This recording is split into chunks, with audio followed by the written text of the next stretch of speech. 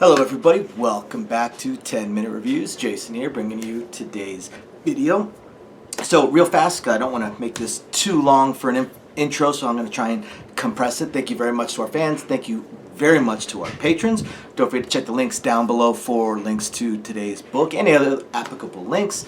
And don't forget to check the end of the videos for details on our contest. I'm going to be running a contest on the main channel, and I'm going to have a couple of contests on the Patreon, so don't forget to check that as well. Got a bunch of signed books and stuff that I want to give away.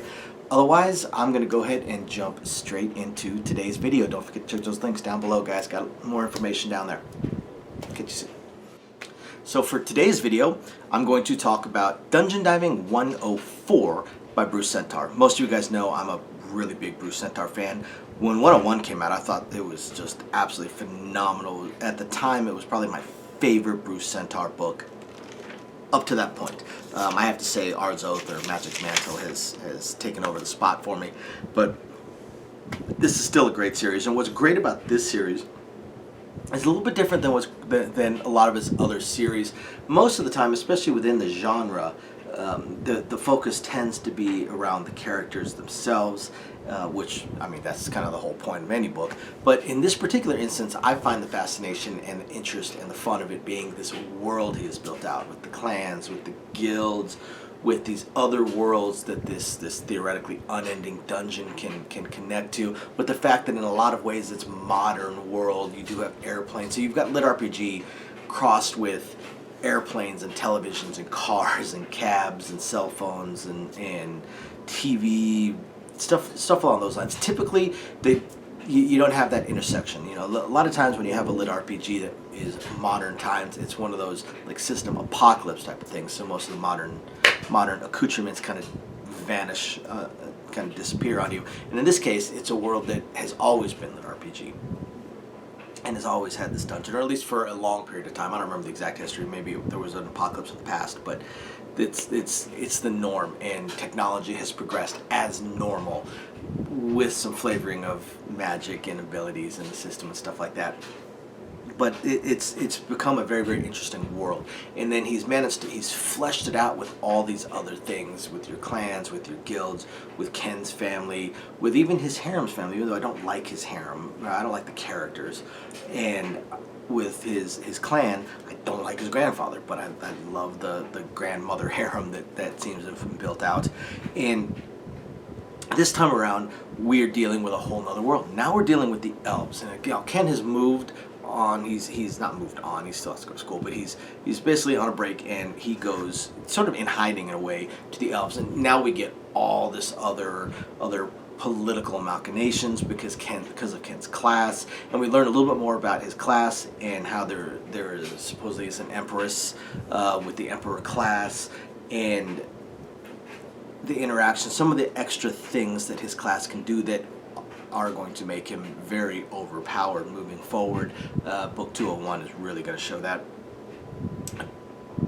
A lot of the eye-rolling stuff dealing with the harems and things like that also comes up here in the Elven world. I thought in the last book his harems got too big, too many women around him, and also how annoying a lot of the characters were. This is a rare book in which I found a lot of the characters irritating as hell, but I love the book, I love the world, I love the plot, the overarching plot, the mysteries behind it, the answers that we find. All that is fascinating. It's weird in this, you know, all books are plot driven, most of them are character driven as well. It's both, and in this one, to me, it's mostly the plot.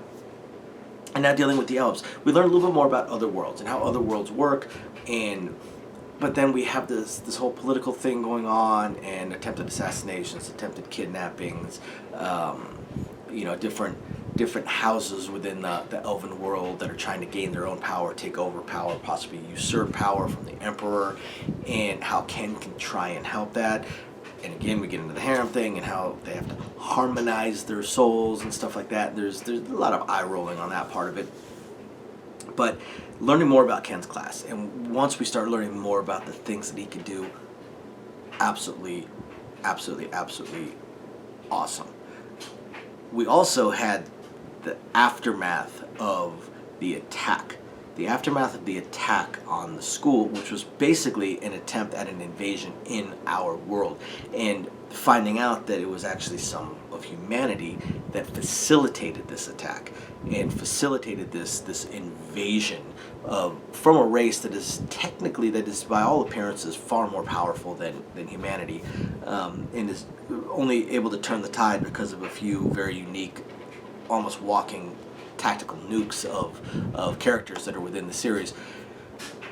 That was pretty fascinating. We learned more about Crimson and more about her motivations and things along those lines. Starts to become less of an eye-rolling character for me, while the rest of his harem, even though they don't show up as much in this, continue to be that way.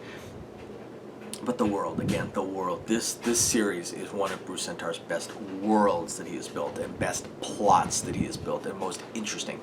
So you guys definitely have to check it out. If you're a fan of Bruce Sentar, a fan of harem lit, fan of urban fantasy, fan of just books in general, you got to check it out. It is a lot of fun.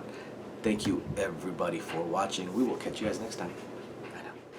Welcome back. So for our contests. So for the contest here on the main channel, I'm going to be running 2 contests for this month. The contest will end at the end of April. Just email me at reviewsin10@gmail.com. Put contest in the subject line so I do not skip past it. I do get a lot of emails. And I'm actually going to be running 2 contests. Email me for the first contest. Email me your suggestions for 4 categories of books. You don't have to send me 4 suggestions. Some people don't read certain categories, and that is certainly fine. Just email me your suggestions of books that I have not reviewed.